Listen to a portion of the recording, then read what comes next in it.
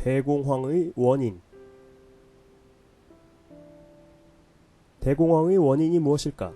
주가 폭락이었나? 주가 폭락은 경제가 병들었을 때 나타나는 증상일 뿐이다. 문제의 본질적인 원인은 1920년대의 미국인들은 너무 과다 투자를 했던 것이다. 포드 자동차의 대량 생산 혁명과 1차 세계대전 특수로 1920년대가 되자 미국은 이전에 없었던 엄청난 경제 호황을 누렸다.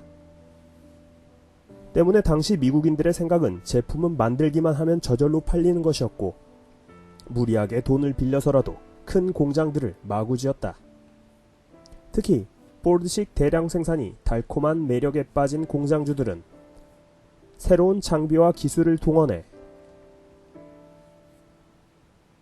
보다 적은 비용으로 보다 많은 생산을 하는 효율성만을 강조하게 되었고, 그러다 보니 자연스레 기계가 인력을 대체하면서 공장의 일자리는 점점 줄어들고 있었다. 아, 놔. 물건만 많이 만들면 뭐하나? 사줄 사람이 있어야지. 하지만 사람들은 병에 걸리기 전에는 건강의 소중함을 모르는 법이다. 당시 경영자들의 생각이다. 회사의 덩치를 키우려면 주주들이 회사의 주식을 많이 사줘야 함. 그러기 위해서는 무엇보다 회사의 실적이 좋아야만 하는데, 실적을 높이는 거야 뭐 간단하지. 물건 많이 팔고 생산비용 줄이면 됨. 생산비용? 그건 인건비를 줄이면 되지 뭐. 공장에 기계 많이 들여놓으면 직원들 적게 채용해도 됨. 하지만 그렇게 실컷 만든 물건들은 과연 누가 다 사주려나. 공장 창고에 물건이 수북히 쌓이고 있어도 경영자들은 곧 좋아지겠지 라는 환상만 가지고 있었고, 여전히 주가는 천정부지로 오르고 있었다. 그러다 보니 물건이 안 팔려도 경영자들은 크게 고민하지 않았다. 그깟 매출 실적 나쁘면 어때? 회사의 주가가 이렇게 높아지고 있는데. 주주들도 마찬가지였다.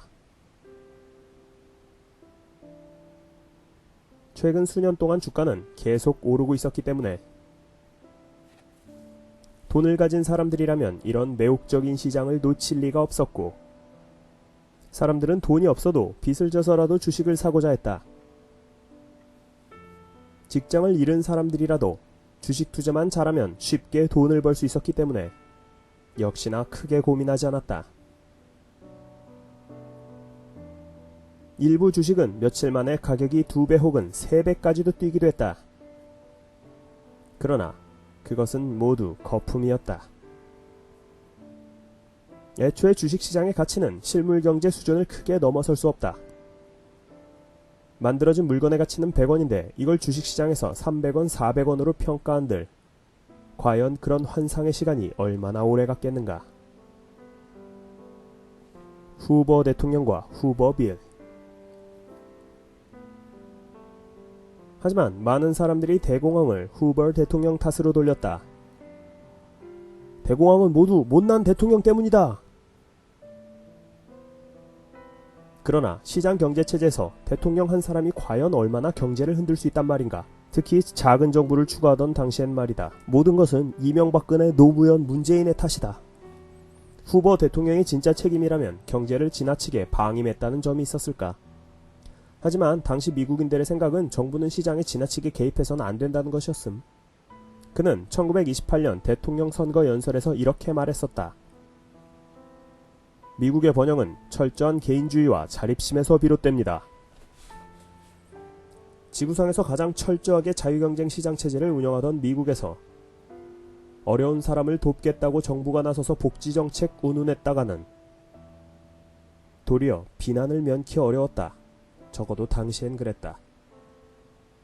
그런 면에서 보자면 후보 대통령은 분명 억울했다. 왜 내가 집권하자마자 대공황이 터지는 겁니? 하지만 경제 상황은 매우 나빴다. 이럴 때 모든 화살은 대통령에게 쏠리기 마련이다. 당시 집을 잃은 수만 명의 미국인들이 나무 토막과 판자로 허름한 집을 짓고 살았는데, 사람들은 이런 마을을 후보 대통령의 이름을 따 후버빌이라고 말했다. 사실 후보 대통령은 경제 위기를 해소하기 위해서 많은 노력을 했었다. 여기저기서 공공사업을 벌였고 은행과 기업들이 파산하지 않도록 정부에서 막대한 돈을 빌려주기도 했다. 하지만 그의 집권기에는 아직 별다른 효과가 나타나지 않았기에 그는 최악의 대통령 중 한 사람으로 오늘날 미국인들에게 기억된다.